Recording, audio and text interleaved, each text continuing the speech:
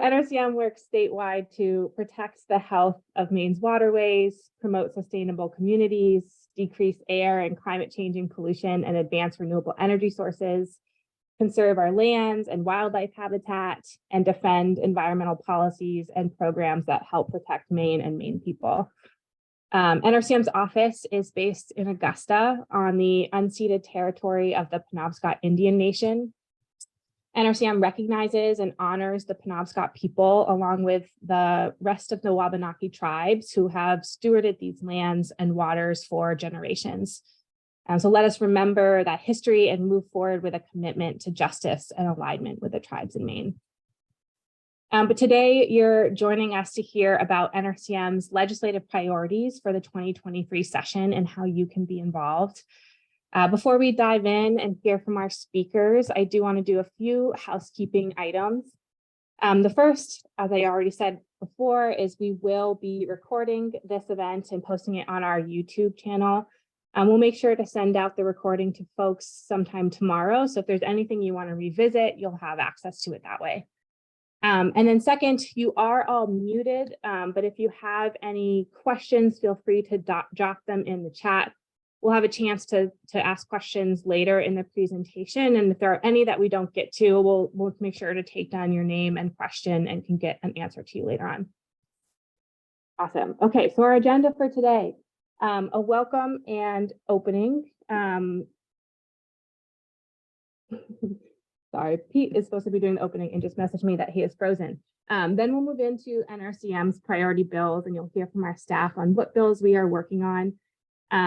We'll hear from Todd Martin on ways to be involved in the legislative session. We'll move into breakout groups where we'll do more of a deep dive on our priority bills, and then we'll wrap up and that will end our hour with us today. I'm so sorry, Pete is taking over this next part of the agenda. And again, I believe we have lost him on Zoom, which isn't that how it always goes? So I think instead, we may move to the end of the agenda. He has no internet at the office. Okay, so what we're going to do is we are going to move to the ways to be involved, if you don't mind, Todd, and we're going to start with how you can get involved in the legislative session, and then we're going to go back and we're going to talk about the bills. And I'm sorry for that, the flow of that not being perfect, but hopefully folks can work with that. So Todd, I'm going to get to your slides and we will start there. And I'm sure Pete will be back online and joining us soon. Perfect. Thanks, Kristen. And hello, everyone. It's nice to see so many familiar faces on the Zoom screen. Thank you so much for joining us this afternoon and hope that you all are doing well. It's a really exciting time in Augusta at the state legislature. NRCM is extremely busy testifying in front of our key committees on these legislative priorities, meeting lawmakers, and building coalitions to support our work in Augusta. And you'll hear lots more about that from Pete Dittesheim, our advocacy director, and you'll hear about our top legislative priorities as well from our advocacy staff. But I'm going to walk through some slides to share how you can be involved in the state legislative process, both in person in Augusta and remotely from your home. So next slide, Kristen. So I'm going to cover ways that you can be involved. So I'm going to cover how you can contact your lawmaker over the phone, email, and in writing. Step by step, how to testify at a public hearing at the State House, both in person and virtually. Hosting in-district meetings with your lawmakers in your communities to share the environmental issues that matter most to you and ask for your lawmakers to support them. Writing letters to the editor of your local newspaper. And then finally, I'll cover resources that NRCM has on our website to help you be involved in the legislative process. So next slide.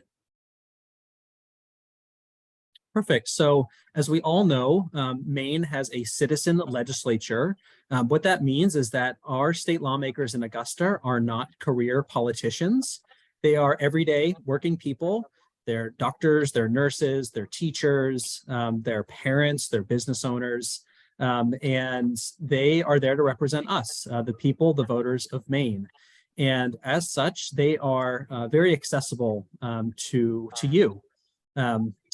Maine state senators represent about 35,000 people in Maine, and members of the House of Representatives each represent about 9,000 people. Maine is a pretty small state, 1.3 million people. Those are pretty small number of constituents that they each represent. So in a small state like Maine, your voice can really have a big impact with your state lawmakers. So it's really important for lawmakers to hear from their constituents. And there are lots of ways that you can reach out to them. So as publicly elected officials, their contact information is publicly available on the state legislature's website. So here on the screen, you'll see Representative Jess Fay. She's a state representative from Raymond. You'll see her email address, her phone number, and her mailing address. As you'll see, some lawmakers list their home phone numbers, some will list their cell phone numbers, but there are public elected officials, and they're there for you to reach out to them. So take advantage. Of course, we all get inundated with emails, and lawmakers especially get flooded with emails. So sending an email can be effective, but it's even more effective to pick up the phone and give them a call. Of course, lawmakers also get a lot of phone calls, and an even more personal way to get their attention on a bill or an issue that matters most to you is to write them a letter and send it to their home address. Again, their address is listed right on their legislative website. And you can find out who your lawmakers are and their contact information on NRCM's website. We have a resource on our website, and I will show that to you later on in the presentation. But the last thing on this slide is that lawmakers rarely hear from folks in their districts. Of course, they're hearing from NRCM, our partner organizations, lobbyists in Augusta, but if a lawmaker gets 2, 3, 4, or 5 emails and phone calls about an issue, it really feels like they're getting flooded with communication. So it doesn't really take a lot to have to sway a lawmaker. Next slide, please. Perfect. So one of the best ways that you can have influence on policy in Augusta is by testifying at a public hearing on the bill that matters most to you. This legislative session, you can testify in person in Augusta again for the first time in a couple of years. The committee rooms are open, public hearings are happening in person, but you also have the option to testify virtually from home. I will say that it's at the discretion of the committee chairs when people will be allowed to testify virtually. So far, folks who are in the room there to testify live have been getting priority. But it's up to each committee to decide when virtual testimony is accepted. Whenever you're testifying on a bill at a public hearing, make sure to write and practice your testimony in advance, because you'll likely only have 3 minutes to deliver your testimony, and those 3 minutes go by pretty quickly. So you want to be concise. You want to get to your high-level talking points right off the top, and of course, you want to leave time for questions for lawmakers at the end. When you're at the podium, of course, speak with confidence, try to maintain eye contact, try to be engaging as possible. These lawmakers are probably going to be in that committee room for several hours at a time.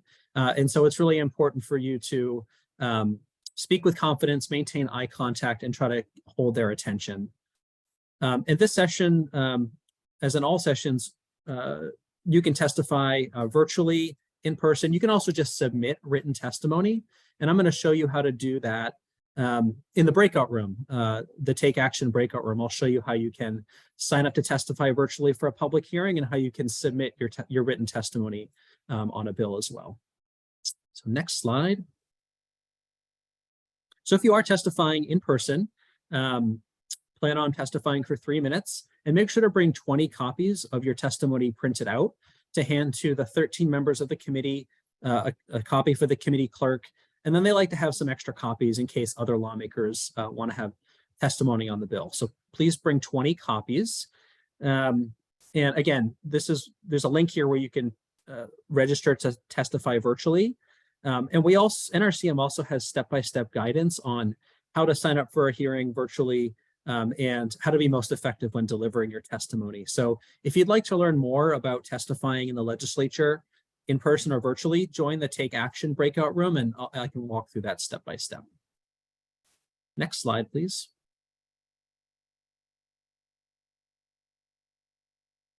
If you want to just tune in and just watch a public hearing happen, if you want to hear the testimony, you want to listen to the lawmakers' questions, you can also just passively watch the public hearing. In the past, legislative sessions have been streamed over YouTube. This session, public hearings are being live streamed on the legislature's own website. So to find the public hearing that you want to tune into, on the day of the hearing, you want to go to the committee's webpage, and in the top, there's a live stream button that you can click, and you can watch the hearings happening live. So again, this is now happening on the legislature's website, not on YouTube. So far, the technology has been working really well. And it's a great opportunity to tune in to hearings that you might not be able to make it to Augusta for. Next slide. So in-district meetings. So this is an opportunity for you to meet with your lawmakers in your community with a dozen or so of your neighbors to get your lawmakers' attention on the environmental issues that you care most about, and to ask for their support on these environmental bills at the State House. You might think of these as town hall meetings. Over my time at NRCM, I've organized dozens of these types of meetings. And it's really effective to have a lawmaker in a small room with a group of their constituents, hearing directly from folks who live and work in their district. So NRCM is planning to organize about a half dozen in-district meetings throughout the state this legislative session.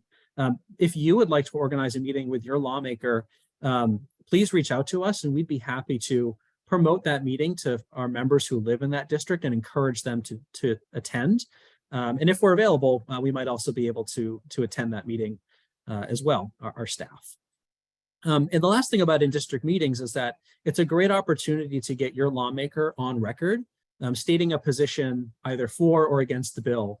And after the vote has happened, you can hold them accountable.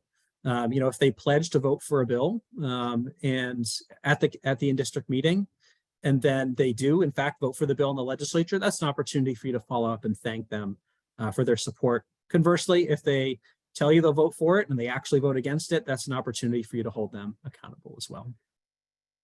The next slide. So each year, NRCM hosts a day of action at the State House in Augusta, a day where we invite our members and supporters to join us at the State House to speak directly with their state lawmakers. This year, our State House Action Day is on Tuesday, April 4th. So please mark your calendar. We'd love to have you join us for a morning in Augusta. We'll brief you on our top priority bills. We'll walk together to the State House just a block away, and we'll help you find your state representative and your state senator and have a conversation with them about our bills. So please mark your calendar for Tuesday, April 4th. It's our first time doing a lobby day in person in, I think, 3 years because of the pandemic. So we're really looking forward to it and hope you can join us in Augusta. Next slide. So this is my second to last slide. Another way that you can have influence over environmental legislation, of course, is in the newspaper. Lawmakers read the opinion section of the newspaper. They want to see what folks in their district feel about the issues they're working on in Augusta. So letters to the editor are a great way for you to urge your lawmaker to support a bill, educate your neighbors about issues that matter to you. So 250 words. You can submit them to both, large daily newspapers like the Bangor Daily News, the Portland Press Herald, the Morning Sentinel. You can also submit them to smaller community newspapers like the Daily Bulldog in Franklin County or the Forecaster in Cumberland County. Lawmakers also read those smaller local community papers. Of course, you can submit your letters online. And it's an opportunity to, once you see a letter that you wrote printed, it's an opportunity for you to share that directly with your lawmaker to make sure that they get a chance to read it. Next slide. And this is my last slide, just to share some resources, both on the legislature's website. So at legislature.maine.gov, you can look up your lawmaker's contact information. You can see upcoming public hearings that are happening. And you can track a bill that you care deeply about by putting in the bill number and seeing where it is in the legislative process. On NRCM's Take Action page, you can find active petitions that we have, opportunities to contact your lawmaker. We have a tool where you can type in your street address and find out who your lawmakers are. and you'll be directed to learn their contact information as well. We also have a bill tracking page where we list the bills that we're working on and tracking through the legislature. And we keep it updated with where in the process is the bill, a link to read our testimony on the bill, et cetera. And finally, we do have tips on how to testify and how to write letters to the editor on our website as well. So it's at nrcm.org/getinvolved/takeaction. Those resources are available for you there as well. So I will turn it back over to Kristen. And again, I'll go deeper into how to testify at a hearing in the Take Action breakout room. Awesome. Thank you, Todd. So now you all know how to get involved, but I bet you're asking, what can I get involved in? Which is great because we have Pete back online. It looks like we lost office internet at our office, but we are fixing that. So I'm going to turn it back over to Pete, and we'll go back to the beginning of the agenda to set the scene for the session and talk a little bit more about NRCM's priority bills. So give me a second, Pete, and I'll pull the slides back up and we can start at your slides. Great. Can you hear me? Can everybody hear me? Yeah. Okay. Thank you for bearing with us as we deal with this technology glitch. So let's jump right up to the top of the slides. And thank you, Todd, for jumping in and giving the fundamentals. So let me just start with the punchline, which is the good news that I believe that this legislative session is going to be another good year at the State House for Maine's environment. I think we're going to build on some successes over the last 4 years. And it's my view that the last 4 years have been some of the most significant, innovative years of environmental and clean energy policymaking in the last 40 years. We have had a really successful 4 years, and we look forward to adding more to that. So next slide. Right, a little bit slow on the glitch.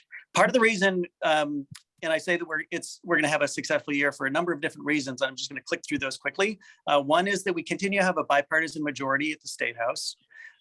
This is a map of what I'm seeing slides clicking multiply. Okay, so there's many people look at the state of Maine and think of it as red and blue, but I think people should really look at the state of Maine more like this. This is a more accurate representation of where Maine people are when they think about environmental issues.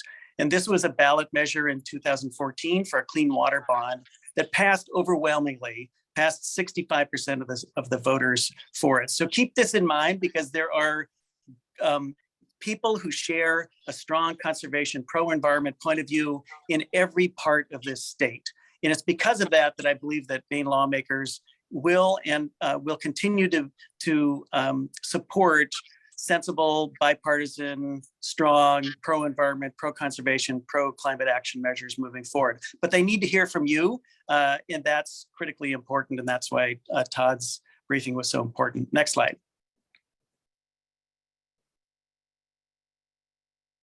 So a number of things have changed at the State House, including a record turnover of legislators. We have 69 brand new legislators we're just learning to meet. Many of them are fantastic, but they're just new in the jobs, and we're just in the process of developing relationships. Next.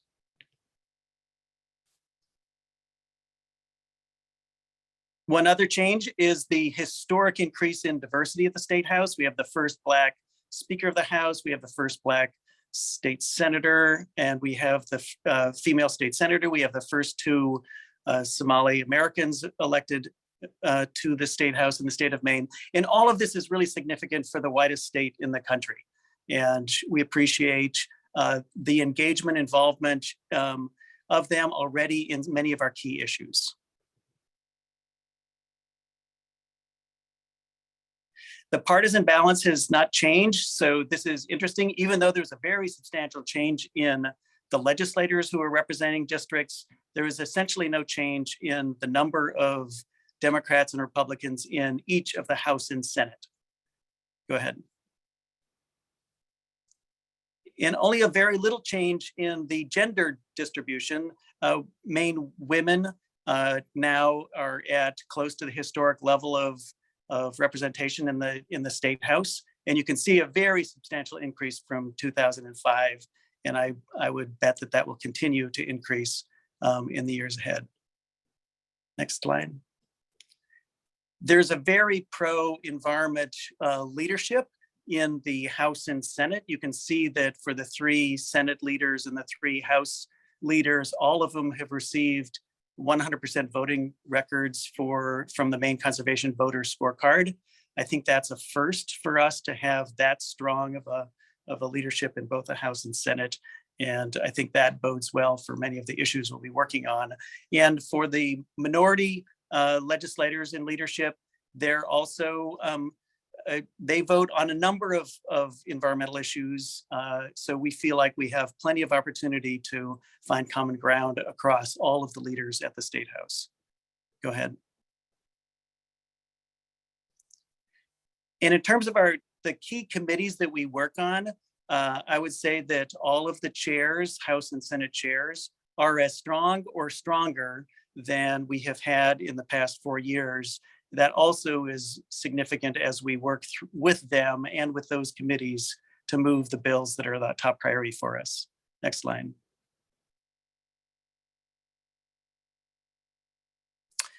And there's still a very strong team within the administration that we're working with, and they are continuing to advance a pro-environment, pro-climate action agenda that appears to continue to be a very high priority for this governor and for the administration. So for these reasons, we're feeling very good about the prospects of moving into this legislative session. Go ahead. And the work that we'll be doing is really going to build on the successes of the last 4 years. As I mentioned, we've passed a whole bunch of really good bills, including at the Inflation Reduction Act at the federal level that's going to provide important funding, but many very significant bills that we will continue to focus on for implementation. And also we will be building new policies on top of these. Next slide. So the legislature is now in session. It started off slowly, but has been picking up speed. Next slide. And there are a lot of bills that have been introduced. More than 2,100 bills have been introduced. 277 of them deal with climate, clean energy, or the environment in some way. Next slide. So I created a word cloud just to capture the content, the issues that are advanced by those 277 bills. And these are them. You can see a whole bunch of words pop out: energy costs, mining, PFAS, transportation, rail, bottle bill, recycling, lake protection, solar efficiency, and many, many more. So you already get a sense that there are, among those hundreds of bills that deal with the environment in some way, there's many that deal with issues that are really important to all of us as we move forward. Next slide.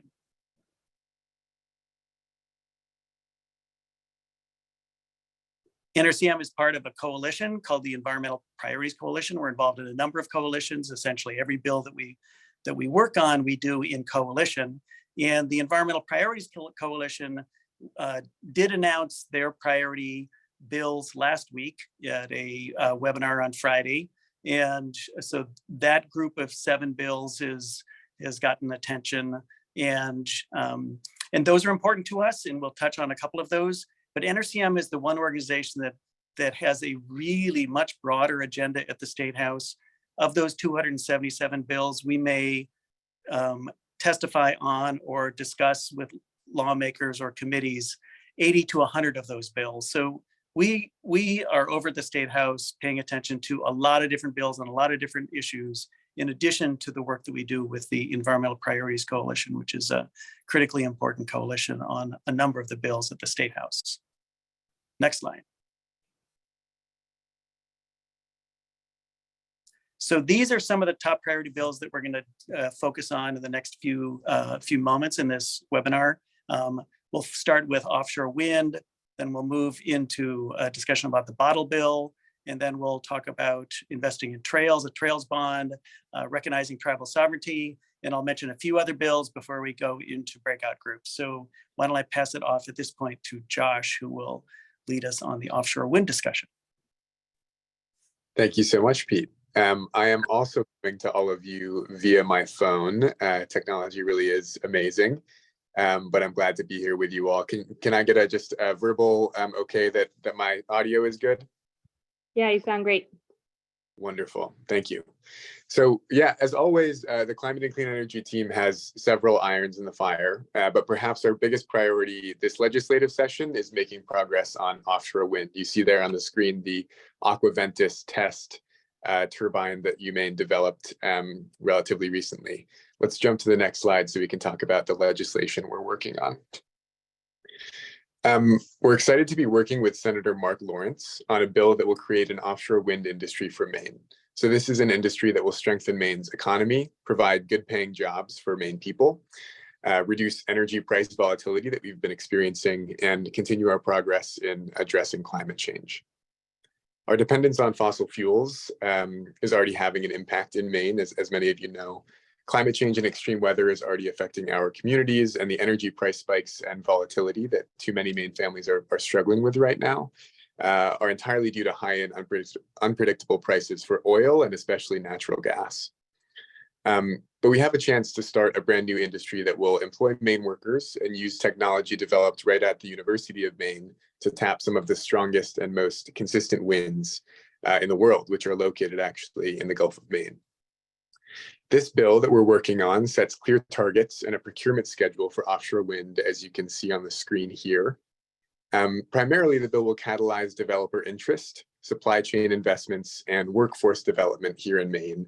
And state procurements like these in the bill are proven mechanisms to ensure that offshore wind is developed responsibly with high environmental and labor standards, and that its benefits are shared widely and equitably.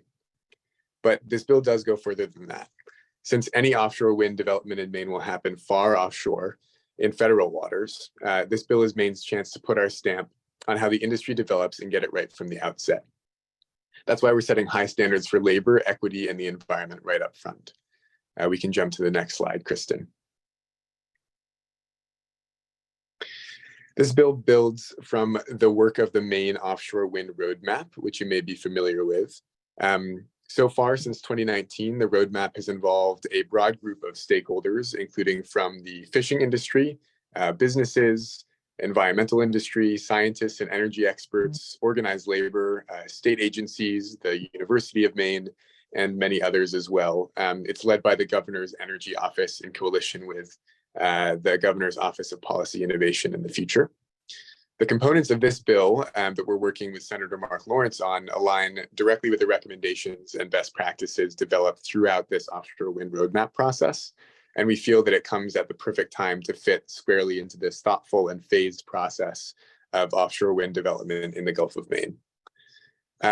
We learned just a couple of weeks ago that the Federal Bureau of Ocean Energy Management, or BOEM, as we call it, approved Maine's application for a 12-turbine offshore wind research array in the Gulf of Maine. This will be a first-of-its-kind array that will allow the University of Maine to put its turbines to the test and continue research that will guide further offshore wind development moving forward. So just to recap quickly on offshore wind, we're excited for a few reasons about this bill, because we believe that offshore wind can be the largest source of renewable energy for our homes, cars, and businesses, reducing emissions and moving us toward a brighter and more sustainable future for Maine. We also believe that offshore wind represents an opportunity for Maine to develop a leading, innovative clean energy industry using technology created at our very own University of Maine by University of Maine research engineers and students. And we know that building offshore wind turbines, floating platforms, and the ports, onshore infrastructure, and the supply chains that we need to support them will create thousands of good-paying union jobs and skilled labor pathways for Maine's workforce. Offshore wind in the Gulf of Maine must be developed responsibly, of course, using the best available data and scientific research to inform siting, construction, and operations. And this bill initiates the process to do just that. If we follow the science, offshore wind, wildlife fishing, and other activities in the Gulf of Maine, we believe that all of those things can coexist as we embrace the vast benefits of wind power for our economy and our climate. You will have the chance to ask more questions if you join me in the offshore wind breakout room later, and I can respond to a couple of those in the chat. But for now, I'll pass it along to Sustainable Maine Director Sarah Nichols, I believe.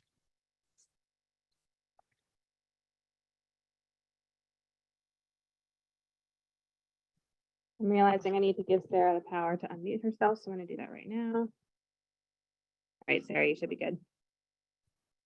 There we go. Yes. All right. Hi, everybody. Thank you so much for taking time out of your busy day to join NRCM. I'm going to talk to you about our work to protect Maine's bottle bill. So Maine's beverage container redemption program is the state's most successful and litter prevention program, but inflation and labor shortages are threatening the viability of Maine's redemption centers. I wish I could have a show of hands for people who may be experiencing frustration, but it's kind of hard in this venue. So the program really did begin as a litter reduction program in 1978. We were one of the first states to enact it, and it was very successful at doing just that. But it's really become a key part of Maine's recycling infrastructure, and it saves our municipality millions and millions every single year. So the bottle bill, it recycles all the glass done in our state. More than 60% of the plastic and almost half of the metal is done through this program. So it's really carrying our recycling rate, and it's creating jobs in the process. It's also estimated that about 5% of the money from redeeming containers goes to charity, which is about $2.5 million a year. So this program has really served our state well. We're one of 10 states that have a bottle bill, and I believe ours is arguably the best. It has the most containers and one of the highest performing programs. And it's a really important part of our culture here. But it is time to modernize if it's going to still serve us well into the future. There's been a lot more types of and brands of beverages that have been brought onto the market since 1978. Rampant inflation and labor shortages and advancements in technology, and then growing concern about waste in general, and a more interest in switching back to refillable containers. You can switch slides, Kristen.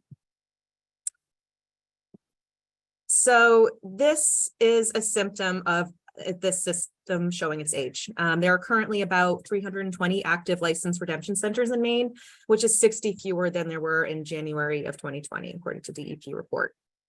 So not all of them have gone out of business for the same exact reason, but a big part is because they're unable to increase their revenue to keep pace with inflation. The only way that these redemption centers get paid is through a statutorily set handling fee that's paid by beverage companies for each container redeemed at their center. Could you imagine if every time you needed a raise, you had to convince the Maine legislature to increase it? Very stressful and unsustainable. So all costs of running a redemption center have gone up since the last increase in 2019. About a third of the costs, from talking to some redemption center friends, is labor. It's really a worker's market. And 2/3 is all other expenses, especially electricity has gone up, property taxes, rents, interest, water, heating, trash, insurance, all of it's gone up with no revenue increase.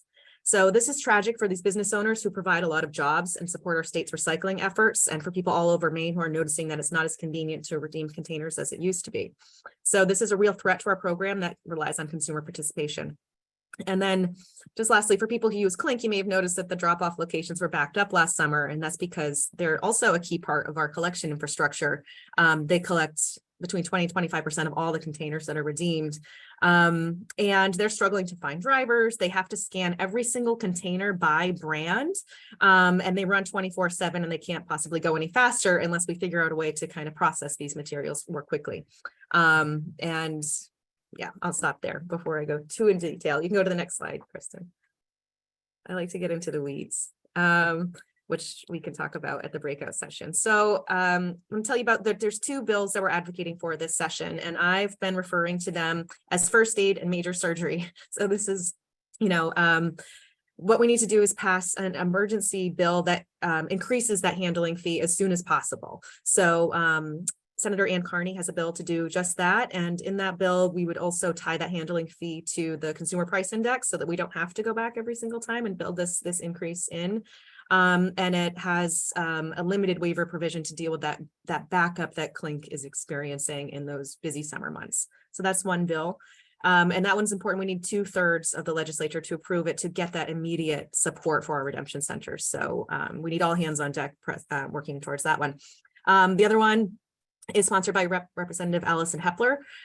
This is really getting more at simplifying the sorting and the billing process, and makes the processing and pickup of beverage containers more efficient and cost effective. Right now it works, but it's very clunky. There's a lot of trucks on the road. There's a lot of sorts. And this would also ensure a convenient redemption option for people of Maine statewide. We're trying to identify what does it mean to be a redemption center desert, and how do we make one happen in that place, and make sure there's a variety of ways that people can redeem throughout the state. And one of my favorite parts about this bill is that it earmarks all the unredeemed deposits. So all those nickels that you paid at the store that you didn't get back for whatever reason, so that they're used to support the overall bottle bill program, and diverts a lot of that money towards investment in our reusable and refillable containers, so that we can reduce more waste. So if you join me in the breakout session, I'll be happy to tell you more about how the bottle bill works and answer any questions that you have. So thank you. I don't know who's next. So Back to Pete. back to Pete. Okay, so I'm going to quickly move through a small batch of additional slides so we can get into our breakout room. So we're excited to be working on a bill to invest in Maine trails. Next slide. The sponsor of this bill is Representative Jessica Fay. She's from Raymond. It would be a $30 million bond that will invest in the design, development, and maintenance of trails statewide. This would include non-motorized, motorized, and multi-use trails. I think during the pandemic, we've all become aware that Maine people have discovered the outdoors, also visitors, at record levels for hiking, biking, snowmobiling, skiing, commuting, other activities. And there's tremendous opportunity for the state of Maine to become a top-tier state in the nation, recognized for our trail system. But we need to invest in our trails and not leave them just to volunteers to be maintaining. Some of our trails really need some investment in bridges, in rerouting, and there's new trails for active transportation, for multi-use purposes, and to make them more accessible for people of all abilities. So this is an important bill. It has not been printed yet. Jessica Fay, it's going to be called the Maine Trails Bond. Next slide. This is just to make the point that there are dozens of other positive bills that we're focusing on energy efficiency, electric vehicles, lake protection. There's PFAS bills, transit bills, bills to protect loons from lead pollution. Next slide.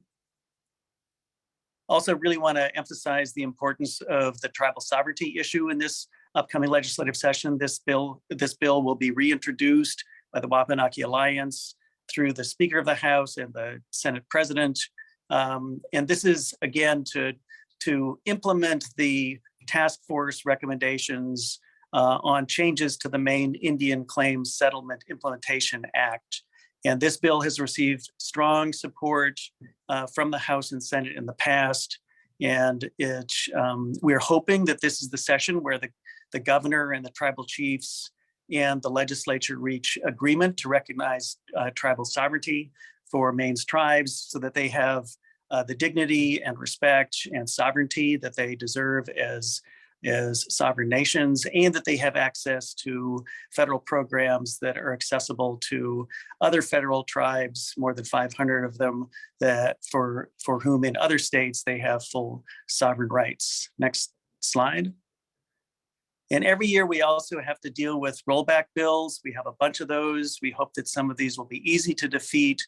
There's bills to end the plastic bag ban. There's a bill to end the paint recycling program, to ban offshore wind development, a bunch of those, but we will be taking every effort to make sure that those are defeated. So why don't I stop here? Pass it back to you, Kristen. I just wanted to share this quick wrap-up slide with some resources. And if we weren't able to get to your question, please let us know. You can either drop it in the chat. Now I'll be saving the chat and we can get back to you, or we'll be sending out a follow-up email tomorrow, and you're welcome to respond to that with any of your questions, and we'll make sure to get you an answer from one of our advocates. But just wanted to leave you with these resources. NRCM.org/get involved is a great place to go to find out what's happening this legislative session and how you can be involved. You can sign up for our email alerts, where we'll let you know the best time to weigh in on our priority bills. You can visit our Take Action page that has those resources that Todd mentioned about how to submit testimony and how to write a letter to the editor and more. And then again, always feel free to contact our staff with your questions. We are here to help get folks involved in the legislative process and are happy to answer any questions that you might have. But that is our agenda for today. Karen, thanks for dropping that question in the chat. We'll make sure we'll get back to you. But that is it. Thanks for joining us and for dealing with any technical difficulties that we had today. Thanks a lot. Great session. Really appreciate it. All right. Have a good day, everybody. Thank you, everyone. Thank you.